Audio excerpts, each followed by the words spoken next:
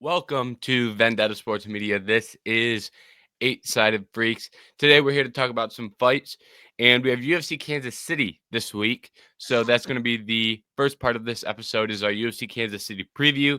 We are going to talk about four fights from the main card. That is the four at the top of the bill. And then we'll hit some final thoughts on the rest of the card. And then we're going to close off with a conversation about Islam Makhachev, and that stems from International Fight Week rumors. We're going to extend that to a couple other conversations about Islam, but Islam Makhachev will be the closing portion of the show. And we're going to talk about his resume, things he's done, whether he deserves to move up to 170 with the belt. And talk about that because Islam Makhachev and his future has been one that has seemingly come into question quite a bit since we have last talked about him on the show. So we're going to close with one of the biggest stars in the sport, Islam Makhachev. But like I said, first we will start off at UFC Kansas City. We have a main event of Carlos Prates versus Ian Machado Garry. It is a fight that came together on fairly short notice, I think about a month or so. Ian Machado Garry was not training for the fight. Carlos Prates was training for a UFC 314 bout against Jeff Neal, so he got pushed back 2 weeks. Ian Machado Garry coming off the couch. These two have spurred a little bit of a rivalry on social media as well. So it ends up being a fairly testy fight. But first, before we get into the fight itself, I want to ask you guys what you make about this matchup for the welterweight division. Because Ian Machado Garry has talked a little bit about fighting for the title with the win. And I kind of want to get your guys' temperature of how important you view this fight to be in the welterweight division. Jerry, if you want to take us away with that question and thought, how important do you think this fight is to the welterweight division? Honestly, I don't think it's the most important because we're still waiting on Bilal to fight Jack Della Maddalena in a couple weeks at UFC 315, I believe. After that, we still have Sean Brady, who's looking for a title fight. Shavkat Rakhmonov, who's looking for a title fight. Joaquin Buckley, I think, is potentially going to fight someone here soon, whether it's Kamaru Usman or Leon Edwards or someone else in that top 6 or 7. Then it leaves Garry, who's at 7. Prates at 13. I think this one's bigger for Garry just to show that he can bounce back from a loss. Did have his first professional MMA loss last time out against Shavkat Rakhmonov. Carlos Prates still undefeated in the UFC, looking really, really good, and we'll dive into more on him in a second. But I mean, this would just be a statement win for him. His biggest win, highest ranked fight. I think it's bigger for him than maybe Ian Garry at the moment. But I think just in the general landscape, this isn't. This might be in 5th, but I don't even think this one is in my top 5 of biggest fights that could go right now in that division. Yeah. So I was going to say, I mean, it's pretty important because I think it puts this fighter who are the winner in title talks or title contention, but I still think they would be one away to, like Jerry said, there's just so many names that are right there as well. So, I mean, this fight the winner would get into that little upper echelon tier of people, but then from there, it's still, anyone's guess who actually gets the next title shot, or ideally they'd probably make 2 different fights, match up 4 people, and those 2 winners would maybe be, like a title eliminator or something. So, but overall, besides that, at least it's a pretty good ranked matchup between 2 exciting people. Yeah, I think both people have their own little followings, have their own little hype for different reasons and everything. So I think it is a great little main event, though, outside of the actual ranked talks. Yeah, and I think that a lot of the conversations about titles and things like that have been mainly pushed by Ian Garry. And a lot of the shit he has said has been dumb as hell. Um, he was talking about how he was pissed, for example. He was talking about how he was pissed about how Jack Della Maddalena was the one fighting Bilal for the title. When he fought Shavkat, and even though he lost to Shavkat, he hit him with so many oblique kicks that he hurt his knee, and Shavkat then couldn't fight Bilal. And it's like, all right, well, you still lost the fight. So it doesn't really matter because you lost. And he's doing his best, and I commend him. He really is doing his best to try and sell himself. He's talking a lot of shit about Prates. He's talking a lot of shit about, some about JDM, but then he's kind of piled it on onto Buckley, onto Sean Brady, some of these other guys who, in my opinion, have done more to work themselves towards the title. Seems like Ian Machado Garry is trying to jump them with a win here, and then on top of that with his talk, which I don't think is very productive, because I think when he speaks, a lot of people are like, fuck this guy. And that's my reaction, because he says dumb shit and it's really not funny, and that's just the scenario Ian Garry has found himself in.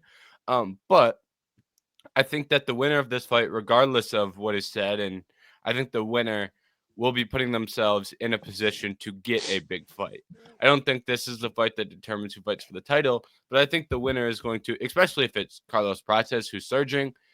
Ian Garry's in a little bit of a different situation, considering he lost to Shavkat, trying to work his way back up. But for someone like Prates, if he beats Ian Machado Garry, like, does he jump into an Usman fight? Like, how far up the ladder does he get with the win? Because maybe it's a Leon Edwards for Carlos Prates. And I guess the same could be said for Ian Garry. But I feel like the winner is getting themselves a pretty big step up in competition next. So I think that makes it important, but I don't think the winner is going to be in consideration for a title fight, especially while you have Shavkat and Sean Brady sitting around looking to fight for the title. I was just say, I do think it's funny too that I mean, I think Ian Garry's amazing. I think he's a pretty talented fighter, but he's like wants to jump people, and it's like, well, you know, it might help that too if you start finishing some fights. But he's like also a decision merchant, so that's probably not helping his case. That's probably why he has to talk so much. Yeah. And Go ahead, Jerry. I was yeah. His talk, it seems like he almost wants to be the second coming of Conor. I know that's what he said with the Irish trash talk, and it's the second coming in his earlier fights in the UFC. And it's just, now you're kind of just saying stuff just to say stuff. Like a certain other welterweight, Colby Covington, seems to just say stuff because words come out of his mouth and he has no filter. Like, I don't know if it's the most productive. Carlos Prates has been doing a little trash talk, it seems, as well, but the majority of his is in Portuguese, so I don't think it comes across quite the same. And I think that's going to be a fun little thing. The fact that Ian Machado Garry is training in Brazil, does all that, or at least trains with Brazilians. So I think that's a little extra tension in this. Yeah, and I think the trash talk in this specific matchup has been an interesting one, because it kind of started with Ian Garry finding a video from, I don't know how long, of Carlos Prates like practically quitting in a regional fight. And that did not make Carlos Prates happy. And Ian Garry was talking about how he was going to knock out Carlos Prates, and Carlos Prates was basically like, this guy's going to knock me out. He had Ian Garry leaning up against the fence for 2 rounds and couldn't, or excuse me, he had Neil Magny leaning up against the fence for 2 rounds and couldn't knock him out. How the hell is he going to knock me out? So, I mean, fair criticism, but you know, and yeah, I do agree that some of the things Ian Garry says is just the dumbest thing you'll ever hear. He was in an interview saying some things, and he did this little gimmick where he reached into his pocket and he was like, "You see this thing in my pocket?" He pulls it out and he says, "This is Neil Magny's soul." He's like, "I took his soul in that fight. He's never been the same since." And it's like, man, I watched we got 2 guys fighting this weekend. One guy won a decision, one guy won by knockout, both against the same guy. And the guy who won the decision is going, "I took his soul. It's right here. Yeah. It was in my pocket." And it's like, that's the most obvious. Like, he said it in like a Chael Sonnen cadence as well. So it's like, come on, where'd you get that idea? But absolute cornball. I do think this will. Yeah, exactly. It's bad. I do think, even if it's corny, I do think when the other side of it, I think Ian has put himself in a position to kind of get hated on, and then you have Carlos Prates, who everybody loves, and kind of creates a fun little dynamic between the two. Yeah, and it's also like, I mean, the Fighting Nerds team has just taken the UFC by storm in the last year and a half. So Prates being part of that adds to the excitement surrounding him. And I mean, his 4 UFC fights have been 4 knockouts. hard to not enjoy watching that, and a guy who just goes in with the sole purpose of putting you on the canvas. Yep. And then let's move over to the actual fight itself in this matchup. Betting odds are lined very closely. Machado Garry is a minus 130 favorite. Carlos Prates is plus 102 as an underdog. It's nearly a pick'em. Anthony, we'll swing it over to you first this time. What do you make of the skills going down in here? Do you lean towards picking one fighter over the other, and what are you looking towards when they step into the octagon? I do. I guess it is a 5-round too, which might change some things, but I don't know if I'm not super familiar with Prates' gas tank. I feel like I haven't got to, he's been finishing some of these fights pretty quick. So, but I was tempted to lean Garry at first, just off the point fighting, staying on the outside, great range control. I'd have to look at maybe their exact reaches and stuff. I know Ian Garrett usually has that, but Ian Garry's got a 74-inch reach, and Prates is a 78-inch reach. Whew. And I think Ian Garry is like 2 or 3 inches taller. So it's a little bit of one of those weird matchups where the shorter guy has a little bit longer arms than the longer guy, or the taller guy, excuse me. So, I mean, there you go. That's something right there for maybe Ian Garry's so good at staying on the outside and just on the cusp of those strikes. Maybe Prates has the reach to actually clip him a little bit. But I think I would still take, even though he's still pretty young-ish and, has only so many UFC fights, just the veteran decision style fighting of staying out of danger for the most part of Ian Garry. And I would also say, give or take, they both have fought Neil Magny, but I don't know. Before that, there was a little difference in some opponents. Like Ian Garry's fought Shavkat, obviously coming off of one, and before that Neil Magny fight, I think Prates was on like the leech and like somewhat, and I don't know if it was Radke or something, but so maybe a little difference in opponents is I think opponents I would lean Garry just for the decision point style, staying on the outside, tapping, and being able to avoid that knockout punch. Yeah, I'm not sure who exactly I'm going to pick come the day or come the day we release our picks, so probably tomorrow. But I like everything you said, Anthony. I agree with you. You can use the skill and kind of get in, get out. I think his legs and his kicks are going to be a really important part of his game plan, wearing down the legs of Carlos Prates so he can't get as much power behind him. And I mean, the last time Prates went to a decision was back in 2019, and that was a 3-round decision when he was fighting in one. Since then, he's gotten all first or second round knockouts. Ian Garry, I know he lost the fight, but with Shavkat, 5 rounds is a lot different than 3 rounds. I'm sure Prates has been training for it. And that's something else that you got to think about in this fight, that at least I am, is Ian Garry is kind of coming off, not fresh off the couch, but Prates had been in fight camp. Ian Garry kind of has a shorter fight camp, and maybe that plays into it. Maybe his stamina isn't as high as it was for, say, that Shavkat fight.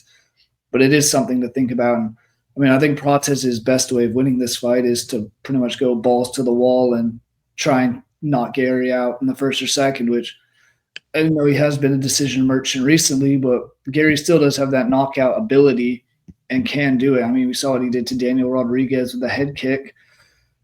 And Daniel Rodriguez, I know he gets knocked out here and there, but he seemed to have a pretty solid chin for quite a while and just didn't go that way. And it shows that he still has power, and he landed good shots against MVP George Neal and Neil Magny.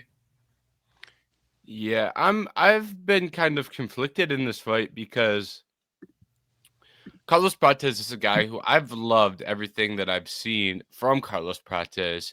I think the Li Jingliang fight was, I mean, watching that live, I was like, this guy is the GOAT. I mean, I was very, very impressed with that fight. That's obviously hyperbole saying he's the GOAT, but I was very impressed with what I saw against Li Jingliang. After that, he knocks out Neil Magny in impressive fashion. His win over Charles Radke, that knee he lands directly on the liver, like ridiculous accuracy, brutal knockout. The Giles KO, he lands the straight on him and just sends him to another dimension. It's all been great things. But I agree with what Anthony, with what you said earlier. I love everything I've seen, but there's a lot of shit I have not seen.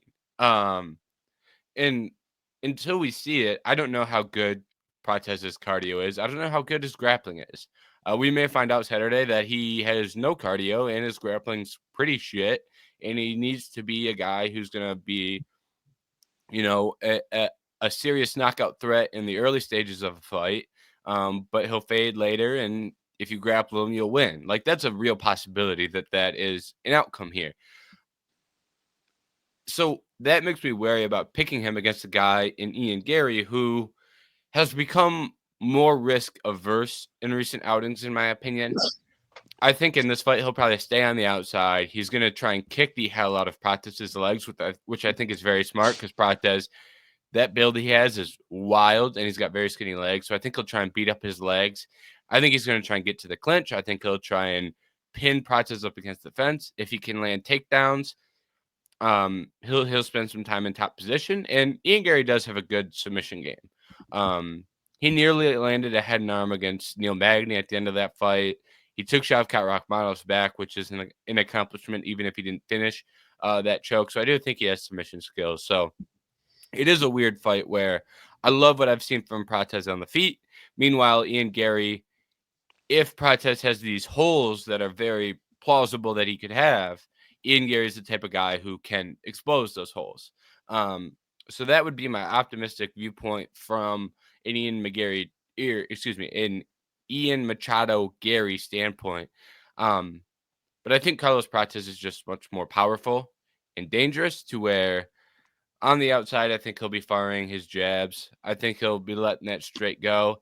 And on the inside, I think when Ian Garry has great distance management, but I think when that distance closes, I think things get sketchy for him. He's been knocked down before by some guys who are not good, like Kenan and Song.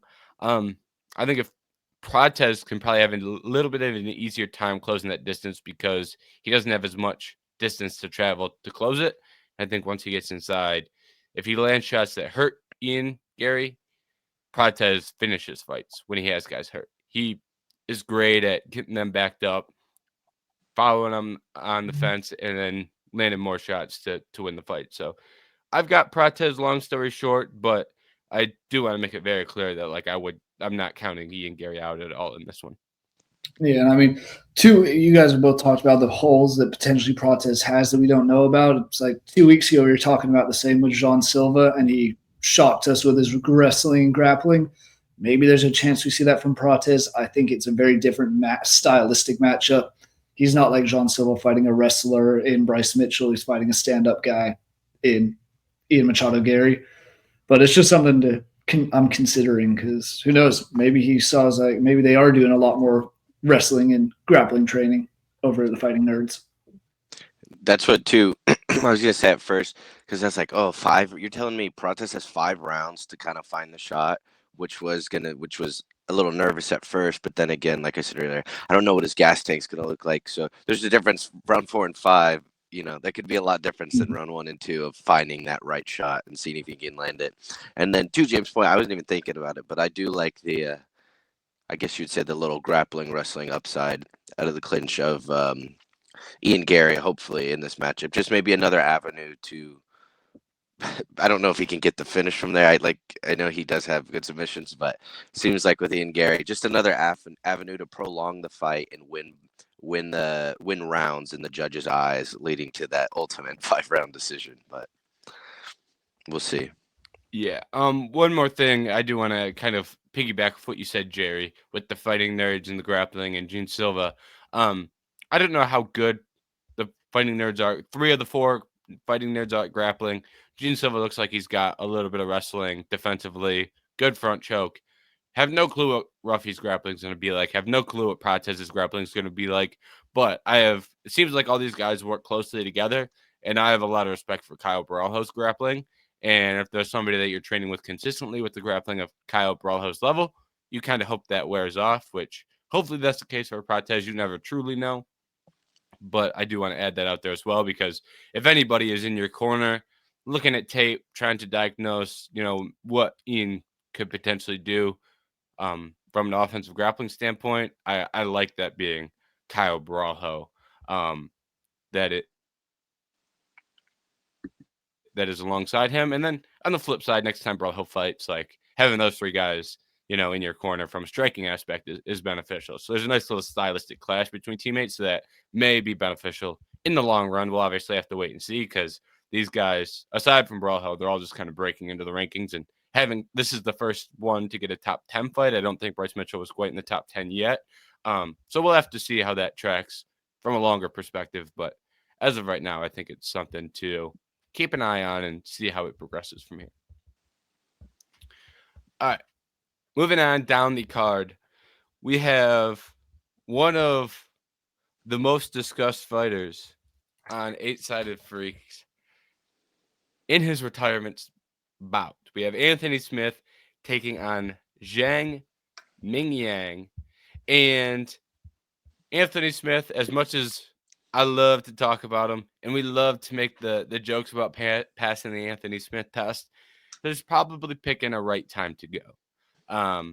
If anything, he's a little late to the decision, but he's come to the decision, and it's an intelligent one. And the UFC did no favors for him in this matchup. The betting line currently sits at minus 520 for Mingyang, while Anthony Smith is a plus 350 underdog. He has hit in these odd ranges before. I have to see what he was, but most recently he cashed against Vitor Petrino as a pretty big dog. And Zhang Mingyang is a guy, a lot of power, scary guy to be fighting when you have one foot out the door. Jerry, what do you make of the matchup between the man, the myth, the legend, the Lionheart, Anthony Smith, and Zhang Mingyang, this is his first ranked fight. So they're getting the Anthony Smith test in as kind of a buzzer beater here for Mingyang. Yeah, I mean, I'm starting off with there's a 10-year age gap. Mingyang is still so young. He's only 26. Anthony Smith was 36. And Anthony Smith got rocked pretty hard in that Dominic Reyes fight. Got rocked in the Khalil Roundtree fight a bit as well. Pretty dominated by Roman Dolidze. Somehow he beat Vitor Petrino, which I still don't know how that happened. But that kind of gives me vibes in this one of like, I highly doubt there's a chance, but there's never no chance when it comes to UFC and just fighting in general.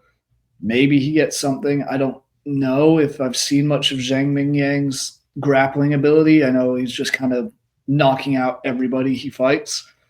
He's big. He is scary. He's got one of the best nicknames, in my opinion, in the UFC, in the Mountain Tiger. I think they're kind of making sure Anthony Smith leaves after this fight with the way they booked it. Yeah, I'm not super familiar with Mingyang. I think I saw one of the knockouts, but for the only path maybe there for Smith, I was going to say is I don't know how his grappling looks. I don't know if he could take advantage of that, but hopefully we get to see one last win from Anthony Smith. But I think, as we've also talked about on this podcast, those last couple fights have not looked the best, and he's been trending pretty downward. So at least I'm glad he's finally going to be retiring and stuff. I think he had a good career and everything, and I still think he always has a spot on the desk or anything as an analyst, or just to stay within the sport and even within the UFC, because I do think he has a talent for breaking down fights.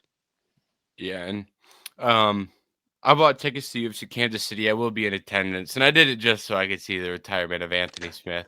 That's obviously a joke, but I may shed a tear up in those stands when Anthony Smith puts the gloves down. I think it's an interesting fight because of what I've seen of Zhang's grappling. I think it is pretty shit. Yeah. And if there's any way a minus, I don't remember what it was, 550, whatever it was. If there's any way a minus 550 favorite can lose, having pretty shit grappling is a pretty reasonable way to get there. But with that being said, he hit so hard that I think, Anthony Smith may land a takedown or two, but Zhang Mingyang is also fucking huge. So, like, he's probably just going to just stand up unless Anthony Smith can, like, jump a ghillie or, like, get on the back real quick. Like, Anthony Smith will probably kick the legs a couple times, maybe land a takedown. But then Zhang Mingyang is going to land one punch. And I don't know if Anthony Smith is just going to fall over and lose consciousness, but he's going to land. Zhang Mingyang will probably look like a plus 100. And then he's going to land one punch. And then he'll then begin to look like his minus 500 self. Like he's going to land one punch and the ball is going to start rolling downhill really fast for Anthony Smith. So as much as you can kind of see the outskirts of an upset, like at this point, one decent shot and it's really you're going to go, oh, no, never mind. He's fine. So that's kind of the way I see this one. And I think it does end up with a Zhang Mingyang knockout. Question is it round 1 or round 2? I think Anthony Smith might survive to round 2, but I'm not too confident about that. And that's something else I'm curious about. Like Zhang Mingyang's last loss was October of 2019. Since then, he hasn't even gone 4 minutes in a fight. He's just knocking everyone out quick. And maybe, just maybe, there's a way that Anthony Smith can get some takedowns, wear him out a little bit, tire his arms out, and somehow survive and steal a decision if Zhang Mingyang looks gassed in the second and third rounds. I don't even know if we'll get to a second round, honestly, but it's a big jump up in competition, even if it's Anthony Smith at this point in his career. Yeah, I mean, I was gonna say that's what sounds like the Petrino fight where Yeah. supposed to knock him out, and all of a sudden Anthony Smith locks in a submission in 2 minutes. But to be fair, because I was checking too, Smith didn't even have a takedown. Didn't Petrino shoot like head first into? So that'll help. I don't know if Zhang will do that, but I do think it's always there. It's always live, I believe. And you're saying, oh, Anthony Smith gets to the second round. Well, that's where Anthony Smith wants him. He's got him right where he wants him at that point. So, that Vitor Petrino fight is funny because Vitor Petrino looks like he had never seen a leg kick before. Anthony Smith kicked him like 2 times in the leg, and he was like, "Oh, I should keep doing this." And then he just kicked him in the leg until Vitor Petrino was like, "My leg really hurts. I'm going to shoot a takedown." And then he shot directly into a guillotine. And it is not even kidding. Vitor Petrino's grappling is probably 10 times better than Zhang Mingyang's, unless he's done something like magic or something to improve in the last year. Who knows? But yeah, that fight is hilarious. As much as I liked Vitor Petrino, that is hilarious. And in light heavyweight fashion, he lost to Anthony Smith, and now Vitor Petrino's going up to heavyweight. So join the heavyweight club.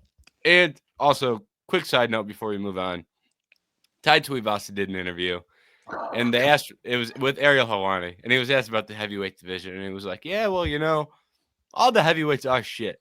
He's like, basically saying like, yeah, I've lost a lot of fights in a row, but like, none of these guys are good. So, I make 1 or 2 improvements, and next thing you know, I could win a couple fights. And he was like, if your name isn't John Jones or Tom Aspinall, you're not really that good. And that from Tai Tuivasa, probably one of my favorite interview clips of all time, because everyone knows the heavyweight division is shit, but it is funny for him to be the guy who's like, hey, just so we're all on the same page, like everybody sucks. Like it's not unreasonable for me to win a fight. I just say maybe he watches the podcast.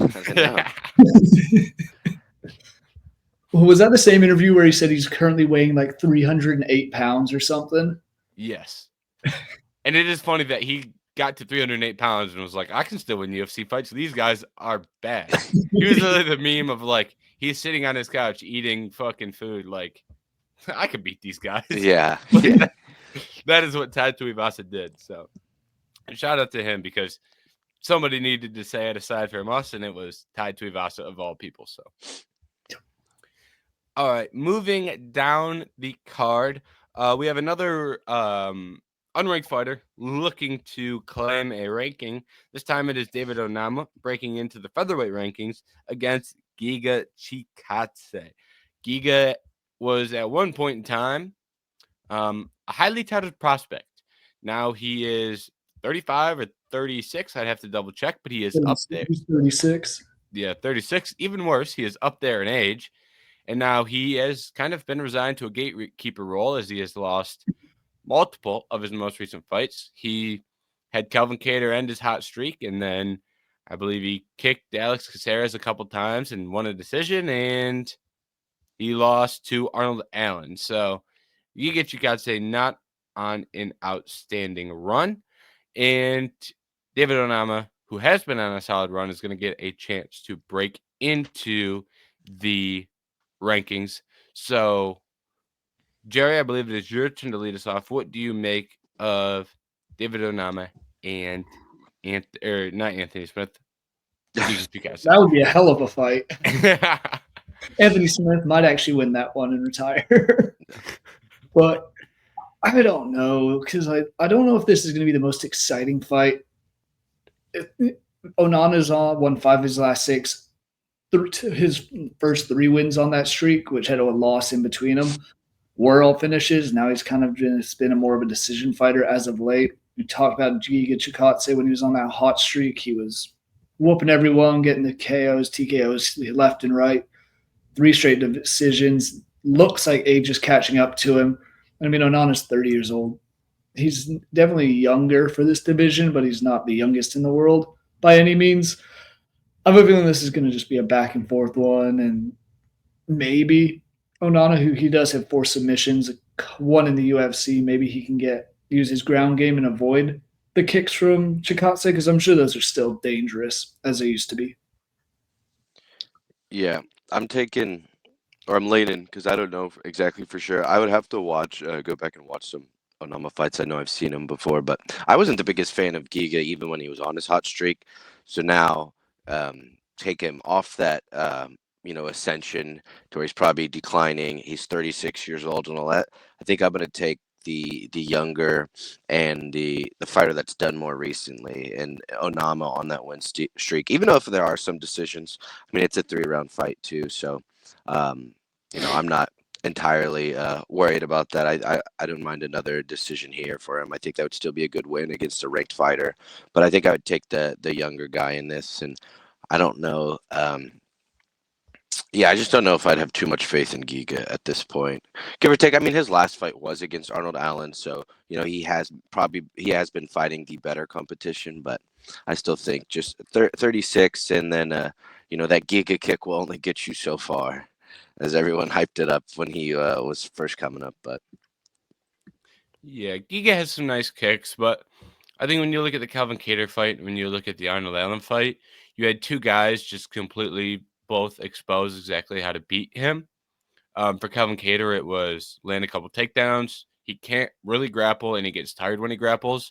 And then you strike for the rest of the fight when he's already tired. You get in his face and crowd his kicks, and you win because you won a round grappling. And then now he's too tired to really do anything on the feet, and you're pressuring and landing shots.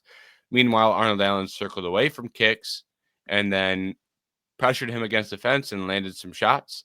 And he won the fight that way. So David Onama has 2 fights he can look at and just have great examples of what he can do to win this fight. And he can follow either path to victory. He probably has the ability to follow either of those paths to go get the win. And one thing that I hate about Giga Chikadze's game is one thing that kills him is guys who can get in his face and really crowd the kicks, but he doesn't have enough pop with his hands to keep guys out of his face. That's a serious issue for him. How do you keep a guy at range when he can walk through all your punches?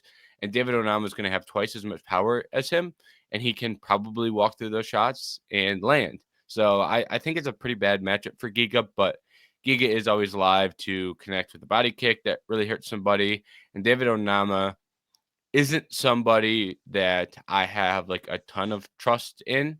Just we've seen him gas out before, albeit he gassed out against Nate Landwehr in a fight where it was a pretty high offensive output, but still, I'd rather, not see that.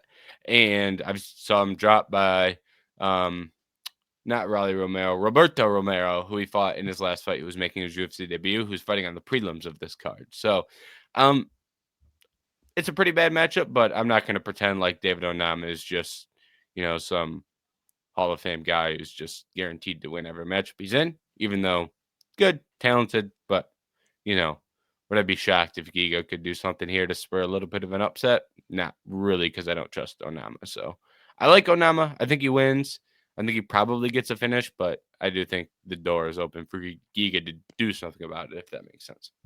Yeah, these fights are all somewhat similar outside of the main event in terms of it's an old guy who was ranked on a hot streak of once fighting this guy that they're kind of trying to get into the rankings or at least testing to see if he's ranked worthy. And this is one I can see go either way. Mm-hmm. All right. Last fight on UFC Kansas City that we are going to discuss is Michel Pereira versus Abus Magomedov. Michel Pereira is, I believe he's the ranked side of this matchup. He is coming off a loss to Anthony Hernandez. That was a pretty dominant loss, albeit that was a pretty bad stylistic matchup for Pereira. And prior to that, he moved up to middleweight and did not have a single loss in the weight class. Meanwhile, you've got a guy in Abus Magomedov who makes his UFC debut, wins his debut with a front kick in 18 seconds against Dustin Stoltzfus. And then we throw him into fights against Sean Strickland and Kyle Baralho. As much as I hate Sean Strickland, that's not a walk in the park. And Kyle Baralho has looked great since that fight as well. And then Abus bounces back with 2 victories over UFC caliber opposition. So it's an interesting fight just because of where these guys are. I feel like both of these guys are guys who have done good against unranked opponents. They've really struggled when they reach that upper echelon and take on a higher level. They both have similar cardio concerns to where if this gets to round 3, Lord knows what we're going to be watching. And they're getting booked against one another, and I do think it's a compelling matchup because of the amount of overlap between the two. Anthony, we can swing it over to you first this time. What do you make of this middleweight matchup between Michel Pereira and Abus Magomedov, and Michel putting his ranking on the line here? Yeah, that's the kind of the funny thing about it is, I mean, I think this is a pretty fun matchup. I actually really like this matchup. Obviously, Pereira can be exciting for the actual talent he has with with fighting, but obviously he's known for being wild too, which people like and stuff. And Abus has had a rough draw of fights. Like it's almost like if you wouldn't know, like that's what I was going to laugh at. Pereira's putting his ranking on the line, but if you just looked at Abus's resume, you'd think he was like already ranked, which is funny after fights against Strickland and Barajo. So I think this is just a fair matchup just to see which one of these actually deserves that 14 spot, because I know I do take Pereira in some fights, but give or take, if that fluffy fight was a stylistic nightmare, I just don't think Pereira is that caliber to beat the top caliber fighters in those divisions like I think Fluffy Hernandez is. So while I think Pereira probably works as a more of a gatekeeper, I don't really know the heights he can reach in this division. I think the Abus matchup is perfect because I think he's maybe someone that deserves to be back in the rankings or fighting the people, he was fighting in his second fight in the UFC. Yeah, I'm with you. I think this is a very even fight. Like both guys kind of deserve to be in that lower rankings. Both of them could potentially be unranked. I could see it going both ways. If you told me just off the bat of just what we know about them, which one of these guys is ranked and looking at resumes, I'd be like, honestly, it could be either, knowing what we know. So I think it'll be fun that way. You never know what you're going to get with Michel Pereira. So that's always a little fun to it. I mean, you mentioned it, James. He does some crazy stuff and some stupid stuff in the octagon at times, and sometimes it works, sometimes it doesn't. I'm gonna probably lean him just because why not? But I have no idea which way this fight's gonna go. I just hope it's entertaining and we don't. I mean, it could still be entertaining if we go to a third round and these guys are just holding on and swinging for dear God, just trying not to get hit. Yeah, I think it's an interesting matchup because I think both guys have the potential to just smoke the other one pretty early. Both guys can also land submissions early. Pereira is more of an opportunistic, like, here's your neck. I'm going to grab it and squeeze as hard as I can, and maybe I get you. Obviously, there's some technique to his skills, but from a grappling perspective, Abus is the more technical of the two grapplers. Michel is a little bit more opportunistic of when he's pressuring guys with his big punches and dynamic kicks and flying knees. Sometimes those guys end up in a bad position and he grabs and chokes, and it works out pretty good for him. And I think it's an interesting matchup because Michel Pereira is a guy who I feel like he kind of learned a little bit of how he needs to approach a fight in order to win a decision. Saw that against Santiago Ponzinibbio, but this point, it's been a while ago, and it was at welterweight. Since he moves up to middleweight, it has been quick finish, quick finish, quick finish until he ran into Fluffy Hernandez, and then that didn't come to fruition. So now I'm interested to see, is he going to blitz and try and get this quick finish, and what happens if he doesn't? Or is he going to go back to when he was at welterweight and looking at things through a more technical lens? I don't really know the answer to that question. Meanwhile, Abus Magomedov has slowed his pace down tremendously and has looked to find some grappling success and has kind of found how he can win a decision. And I'm interested to see how those two things clash. I could see Abus being a little more passive in the other rounds and then seeing Michel coming out to win in the first minute and getting it done in that fashion. But then there's the alternative of that where he doesn't get it done in that fashion. And now Abus lands a couple takedowns, spends some time on top. So I think there's a lot of ways this bout can go, and I'm not really confident in either direction. I do lean Abus just because I've seen his path to winning a decision more frequently, or at least having success in the later rounds more frequently. But and this is kind of a little bit of a coin flip to me.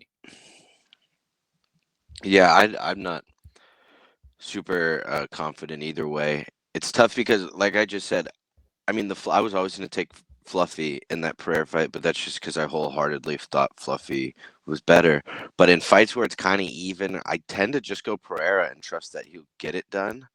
But for some reason, too, even though I know he has the ranking, I'm tempted to go Abus. Though I think, too, if with all those takedowns, I think like 6 takedowns in his last one, or maybe it was the one before, but his last couple fights he's been doing a good amount, and I think there's something there. Obviously, that can lead to controlled time and maybe ground and pound too, but maybe you're saying Pereira's opportunistic on these submissions. I mean, especially if you get a little sloppy with a takedown here and there, or it's not the cleanest, I think that could be a sub waiting to happen necessarily, too. So I don't know.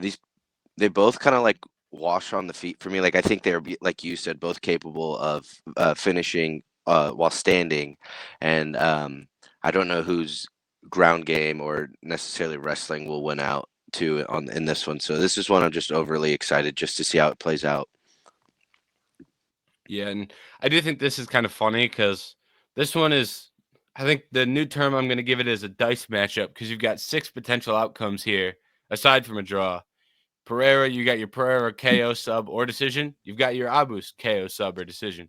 Roll the dice, give me one of the 6 outcomes, and I can kind of justify how we got to that outcome and not really be surprised at all. Like some matchups, like, yeah, I could give you how someone gets a Hail Mary KO or a Hail Mary sub, but like I can kind of see these guys winning by any method, both of them, and not really being a Hail Mary outcome, it being like a reasonable, like, yeah, I get how that happened. That's pretty plausible. So it's a very, very strange fight. And I think those are also fights that intrigue me when you don't really, it's not this or that that's going to happen. Like I see a wide range of things that could happen here. And I think that makes it fun from a viewership perspective. What are the odds on this? Yeah, I forgot the last 2 actually. Is it pretty even? Because I mean, Yeah. everything we've talked about, I feel like this is a pretty even fight. Yeah. So first off, I'll give the Onama and Chikadze odds that I forgot last time. That was Onama minus 192 plus 148. Chikadze, that kind of lined up with our preview as well of liking Chikadze, but not completely counting out Giga. And then this fight is Michel Pereira minus 154 with Abus plus 120. So little, not quite a pick 'em, but slight lean on the Pereira side, still very closely aligned. All right, let's close out UFC Kansas City with some final thoughts. And I'll start us off here with a couple. I'll start with some prelims. So on the prelims, two fights I think that are really entertaining is first one, Malcolm Wallmaker versus Cameron Simon. Simon has kind of been a prospect who keeps fighting prospects. Malcolm Wallmaker, in my opinion, from the most recent decision, or Jesus Christ, the most recent season of Dana White Contender Series, was one of the better prospects. And I know I say that a lot, but when they sign like 40 guys, I kind of look at like the top 10 and view them as like these are the guys that I kind of want to focus in on and hone in on. And Wellmaker, I'd have to pull up the exact rank I had him at, but I'm pretty sure I had him in that top 10 range. So he's a guy I'm interested in, and Simon's a guy who has consistently been fighting prospects, and he's closely lined in every fight and goes out there, fights hard, competitive fight. So I'm interested to see how Malcolm Wellmaker looks against a guy of Simon's caliber. Winnable fight, but certainly not easy. And then Damon Blackshear taking on Alatang Ali. Blackshear's a guy who every time he fights, he's kind of in this minus 480 range, minus 400 range. But he just keeps performing and keeps hitting the benchmark of where his odds are set. He hasn't won every fight, but when you look at fights he's lost, like he had a very close fight with Mario Bautista with a lot of grappling involved, and that's turns out to be a really solid performance despite losing a close fight. I know some people thought he won. And that's kind of been his MO in the UFC so far, has been look great against kind of your unranked fighter, and then when he takes a step up in competition, he fights pretty close. The outlier is when he got knocked out by Montel Jackson, but Montel hits hard. So I just think Damon Blackshear also had a draw against Yusuf Zalal, who is now a ranked fighter. So I just think that he's a guy that I kind of keep an eye out for based on some of the performances he's put on. Yeah, I'm excited to watch Blackshear. I mean, he either gets a finish or he gets finished. It seems he has a few decisions, but he got knocked out in 18 seconds, then bounced back with two quick submissions, one in the first, one in the second. So he's always fun. Did you want to go? Oh, I can, yeah. That was one of the ones I had because I was thinking like, yeah, Blackshear's entertaining, and the guy he's fighting, I don't know a lot about, but it's intriguing matchup when one side is always entertaining. The other one I'm really kind of looking forward to more out of curiosity is the Ikram Aliskerov and Andre Muniz. Aliskerov last time fought on like 3-4 days notice maybe and took on Robert Whittaker. Got finished in the first round, but once you're in there with Robert Whittaker, I feel confident about maybe some of these other guys. Not quite at the top, but like a guy like Andre Muniz is not as big of a step up as a Whittaker.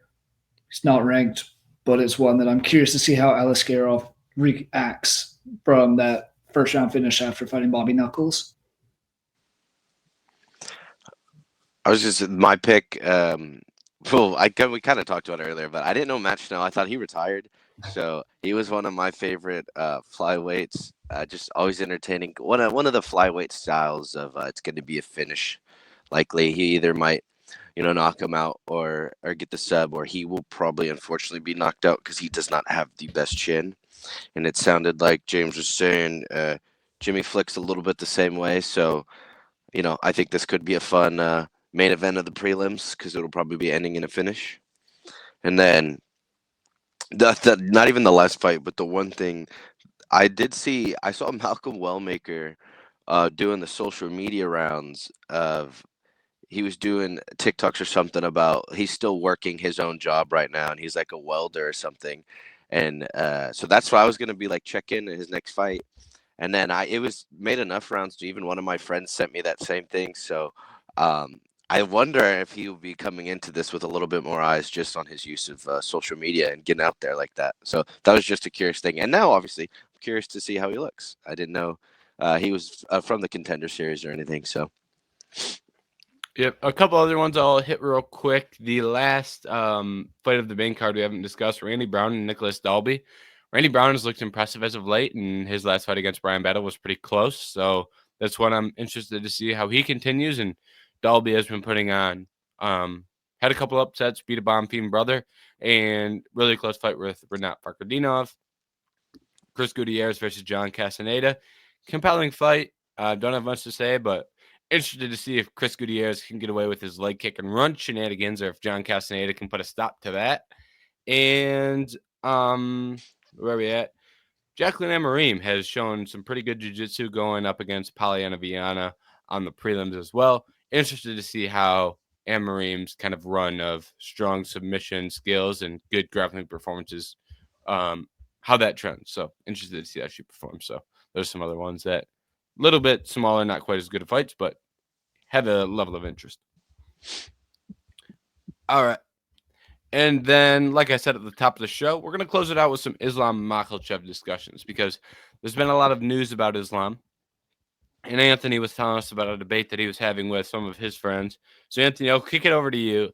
You posed the question of this debate that you were having, and then after that, we can touch on what we would like to see from Islam in the future. So, you set the stage here for this one for us. Yeah, so I had seen that thing, the post or whatever about Ilya, wanting the title fight for sure, regardless, and Islam wanting to go up and fight welterweight, or and go up to the next weight class.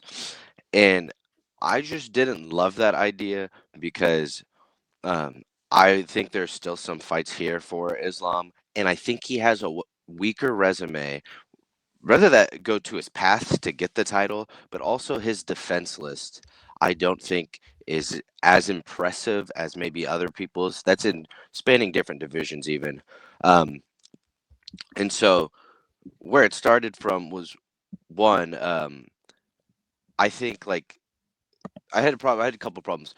One, a couple problems with Islam in general. One, we're like, oh, but he beats everybody. He would beat this dude. He would beat this dude. And it's like, well, that's not how fighting works, though. You should still saying he would beat someone isn't actually beating someone. That's not like actually stepping into the octagon. It's like counterintuitive to the whole point of fighting. So I dislike that argument.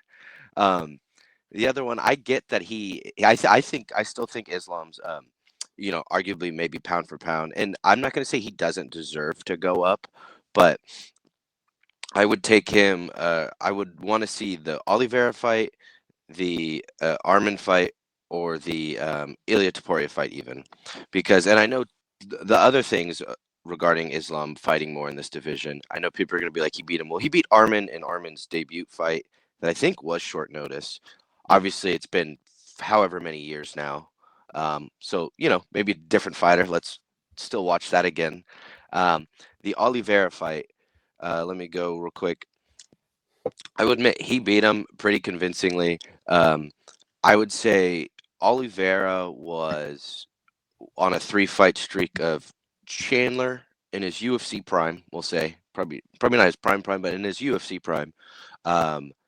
Dustin Poirier and Justin Gaethje, arguably at their primes, back to back to back to back. Before that Oliveira fight,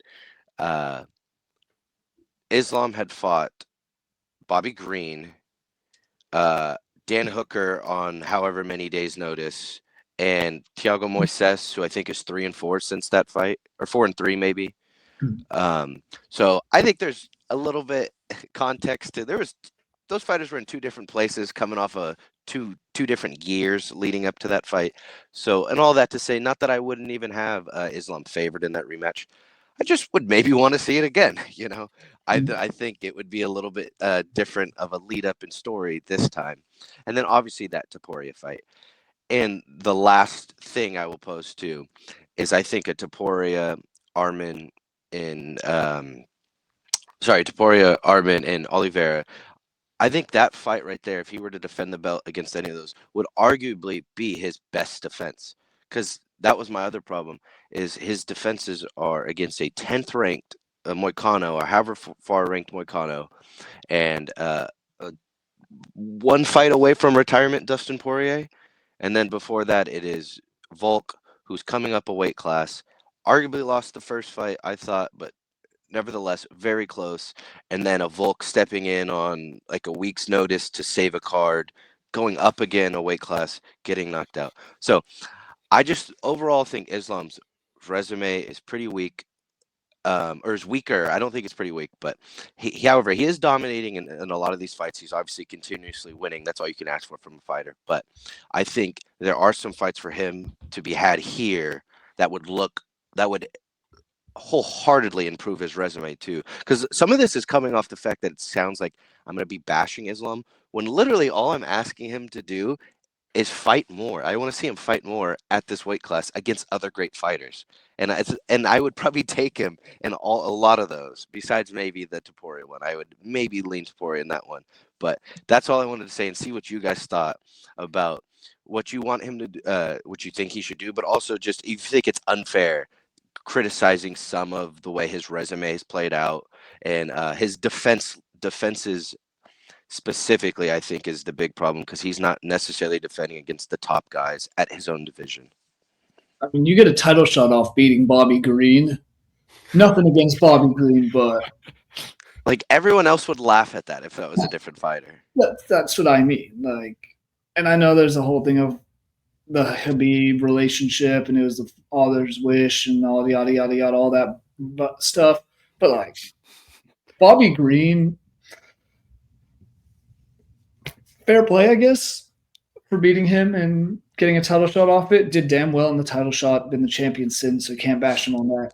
I think the easiest way, and I've never thought the words "I want Bilal Muhammad to win a fight" would come out of my mouth, but the easiest way for Islam to stay at 155 and actually fight these guys is for Bilal to beat Jack Della Maddalena. And that throws a whole nother wrench into it, because, I mean, there's talks of Ilya and Islam potentially fighting at International Fight Week. That's the June pay-per-view. This Bilal one happens in May. What happens if Bilal doesn't win? Then does Islam go up right after? If Bilal does win, is he just staying at 155? I do agree with you, Anthony. I think he should stay at 155. I want to see all those fights you mentioned, Oliveira, Arman rematch, Ilya. At the same time, though, I wouldn't mind seeing Ilya fight one of those other two in the meantime. I just want to see a more active champ. He's fought once this year, fought once last year. He did fight twice, but they were both Volkanovski, and one was on 7 days notice in 23. And it's like, this division has so much talent and so many entertaining fighters and so much skill that it seems like we're wasting away just waiting for the champion to fight. Yeah, I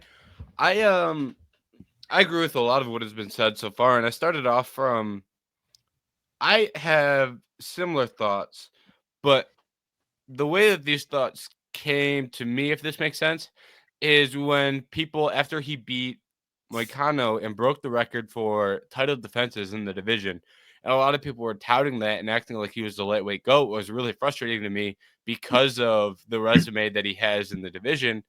Moicano, I don't think is that good of a win. Like, I just can't say that I'm impressed by that. And we're comparing, when people are talking about him being the lightweight GOAT, you're comparing him to, in my opinion, Khabib, who has wins over Prime, Poirier, McGregor, and Gaethje. And people can say whatever they want about those guys, but especially Conor, people just say, oh, Conor can't grapple. Well, I'll tell you what, Conor put in a lot of effort on defensive grappling in the lead up to that fight, and it showed at points. He did some good things defensively, and it didn't matter because Khabib, how good Khabib was in that matchup.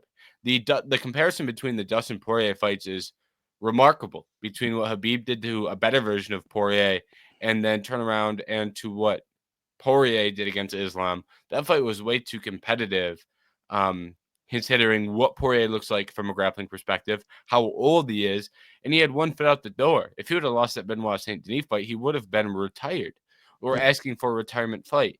And now he lost that fight, and now that's what he's doing. So Poirier was 1 foot out the door, has never been as good of a defensive grappler after having hip surgery, and he went out there and had a very competitive fight with Islam Makhachev.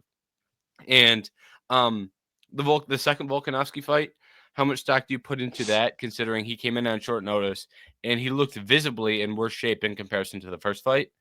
And I think when I'm looking at his resume, I think he was off to a great start.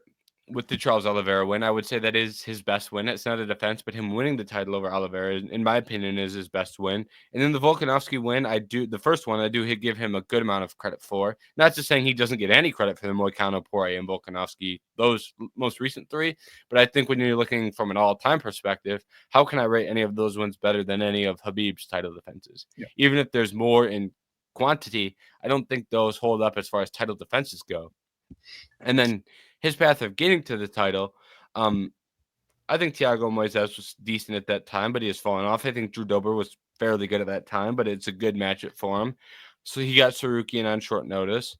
And a thing that I think is very important is we talked about this with Paddy Pimblett 2 weeks ago. And I don't think Paddy Pimblett and Islam Taporia are anywhere close to each other in terms of skill. But we talked about how hard it is to get to the top of the lightweight division and the miles that puts on your body from a longevity standpoint. Islam Makhachev skipped all of those steps, just like how we were talking about how if Paddy Pimblett gets to skip steps on that ladder, it does make his long-term career a much easier feat to accomplish. And we talked about that independently of thinking of anything about Makhachev. When Makhachev had a similar road, even if he's winning fights dominantly, it's not miles on the tires. And one last thing I'll add is we have seen Makhachev have peaks and valleys in performances, and I think that's reflective of where he fights and how much weight he is cutting. I think he's cutting a shit ton of weight, and I think that he's going to always look better when he's fighting in Abu Dhabi. The best performance, as I just said, I think one of his best wins is the Charles fight. That was in Abu Dhabi. And then even though I do give him credit, and I said the first Volkanovski win is good, that was probably his closest fight, and that was not in Abu Dhabi. And the Poirier fight, not in Abu Dhabi. Yeah, you got Moicano. I don't think Moicano's that good, and I think it's a pretty terrible matchup for Moicano, a guy he can't go out and grapple against. And the second Volkanovski fight that Volkanovski took on short notice in Abu Dhabi. So when you're highlighting a lot of his best performances come in a specific location, meanwhile, you're also highlighting that he has weight cutting concerns. I think it's serious asterisks to a long-term resume as well. Meanwhile, as has been alluded to heavily, if you go out there and I'm in a very similar position to where if you go out there and defend this title against Topuria, Oliveira, Sarukian, maybe only two of the three, maybe you mix a Holloway in there.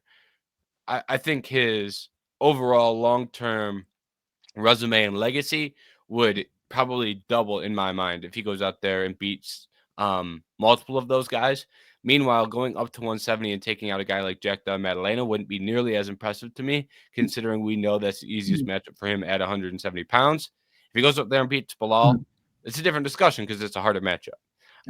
But him waiting to see if JDM wins and see if that's an opportune time to go take that belt, I think is a little wild and would be kind of a shortcut to creating a legacy rather than going out there and beating the top guys who are challenging for that belt. Similarly, I could give a fuck all if he goes and beats Justin Gaethje.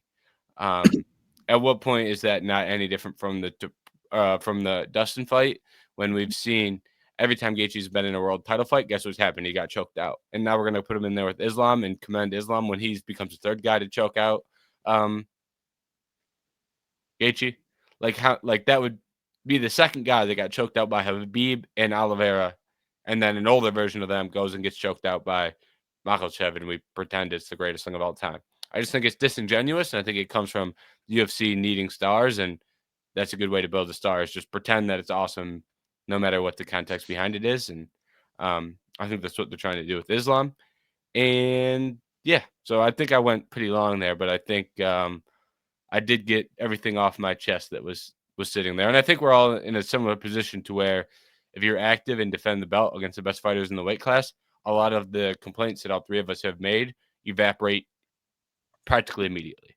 Yeah. I just want to bounce one thing off of what you were saying, James, especially about the resumes. Like you look at Khabib's resume before he got to the belt.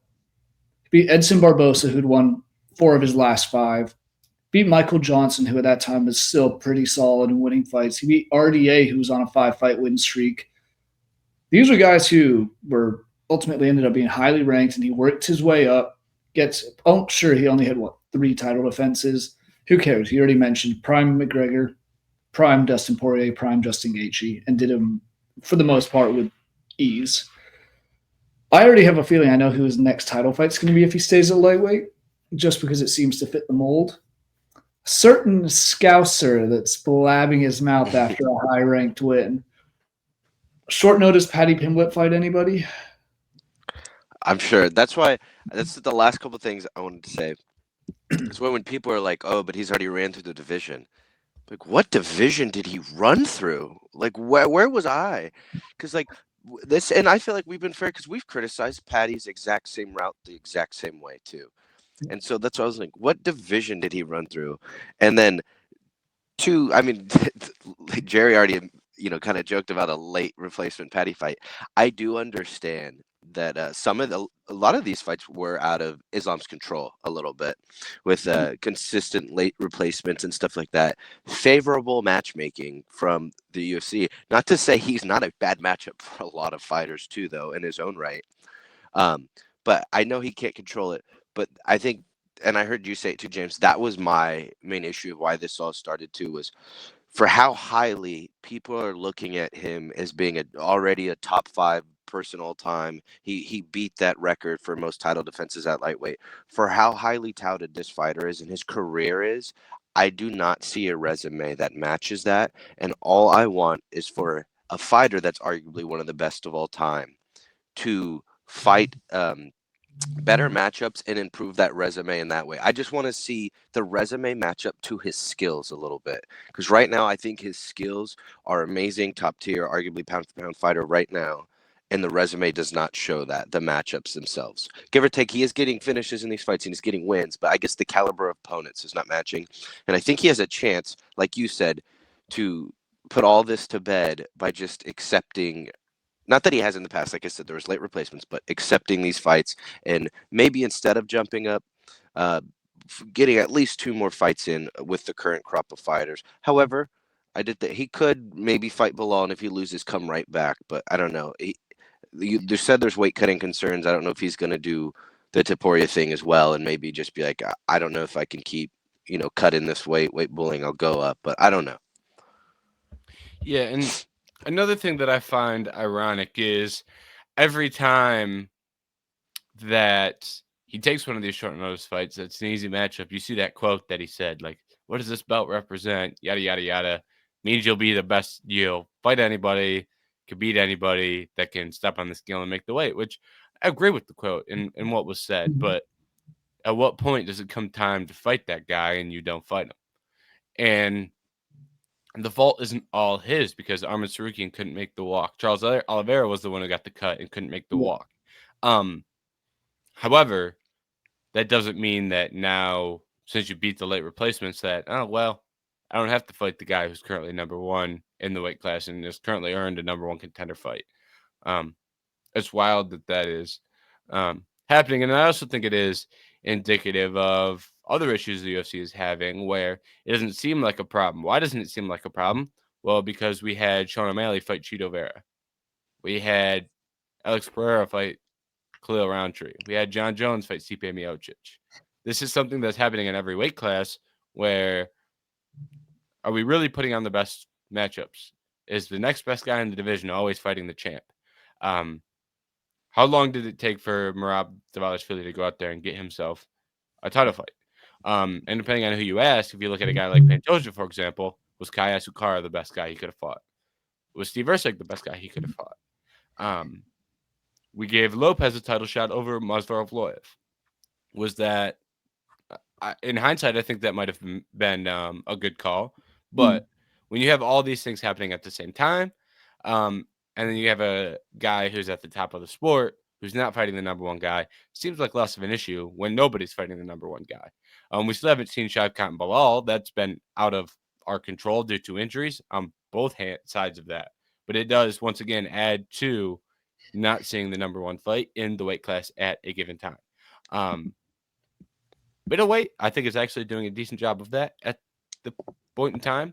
Actually, that's a lie. Duplessis fought Strickland the second time. Yeah, They could have fought Chimaev. So maybe we get that Chimaev fight booked and it's not as big of a concern. And I will also add that this is not always the fighter's fault. in all these scenarios. I mean, like, why are we getting O'Malley and Dvalishvili again and Murad Yeah, again? there's another example. Part of this falls on the UFC and creates larger issues that then when you boil it down to one specific fighter and one specific scenario, in this scenario it's Islam Makhachev, well, now some of these things that should be considered resume shortcomings are becoming more of a norm than they should be. So we just need more Juliana Pena title fights. Yeah. Also, I just say welterweight is so great right now. Finally, that doing a whole championship would stall everything and be so unfortunate. That is true because you have the matchup that we have, which I don't think is bad. You have Shavkat. Buckley has done everything you'd want to see out of a guy surging towards a title fight. Prates or Garry, like we've talked about, 1 or 2 more wins. Morales is looking to climb the rankings with a win over Gilbert to where he's going to be a while, but there's guys in front of him in line. So I think the division is currently at a great place, and I think the turnover is great to where, like you said, we're kind of wasting some time here with a double champ fight. And if Makhachev gets that belt, he then gets to fight 2 times a year, once at most, and kind of stall out some of the great progress that was made as well. So, does anyone have any closing thoughts on Islam Makhachev? I know it seems like we buried the guy, but we've all said this, but I do want to reiterate it before we get out of here. A lot of this comes from wanting to see the best fights and also acknowledging he's one of the best fighters on the planet and also acknowledging he can win those fights. And if he does win those fights, he puts himself in a way better position. And every critique that was made then disappears if he wins those fights. So I do want to reiterate those 3 points for anyone that is really uptight about the anti-Makhachev or critiquing of Makhachev, however you want to phrase it, that happened in the last 20 minutes. I do think it was productive, and I do think it does relate back to a larger conversation in the UFC. So, but like, imagine the scenes he comes out in the next year and a half, 2 years. He beats Ilya. Say they fight at International Fight Week. He comes out, beats Ilya pretty easily, gets a finish there, goes and beats Armin or Charles early next year. Like, suddenly it's like, okay, do whatever you want. Like, I have no shame. You've earned everything you've done. So, I mean, those would theoretically now be the best 2-3 wins on his record. Exactly. And doing it to Oliveira twice would be impressive. Yep. I 100% agree. All right. Well, thank you everyone who tuned in to this episode of 8-Sided Freaks. A little bit of a twist up at the end with the Makhachev discussion, and I do enjoy that because it added some variance, and I hope ended up being an enjoying conversation for everyone listening. And thank you as well for listening to the previews that we usually do. We will be back next week. And to be honest, I do not know what the UFC schedule looks for next week off the top of my head. Hopefully, we were kind of counting on this last week and we didn't get it. We're kind of just waiting for that International Fight Week news. And I would love for that. Next week's spicy. What is it? Corey Sandhagen and Davison Figueiredo. Oh, yes. That is a very good card. RDR and Bo Nickel in the co-main. Yes. I would love for us to talk about that. Maybe a quick recap of UFC Kansas City, and hopefully we get some International Fight Week news. We'll see how much of that we'll obviously record and do the preview and recap stuff like we usually do. Hopefully there's some news to end off the show with as well. Hopefully we get some International Fight Week stuff. So that is what you're in line for next week. But thank you to tuning in for this episode. Before you go, make sure to like and subscribe Vendetta Sports Media. Also go to the website, vendettasportsmedia.com. You can read our written UFC work. This week we'll have preview, should have best bets up. As I said, I'm going to the event, so that kind of makes getting best bets out a little bit more challenging, but the preview is written, so that will be up. And also NFL draft season. So if you're an NFL draft fan, there's a shit ton of content as well for the draft right now on the site. So check that out and make sure you come back for next week.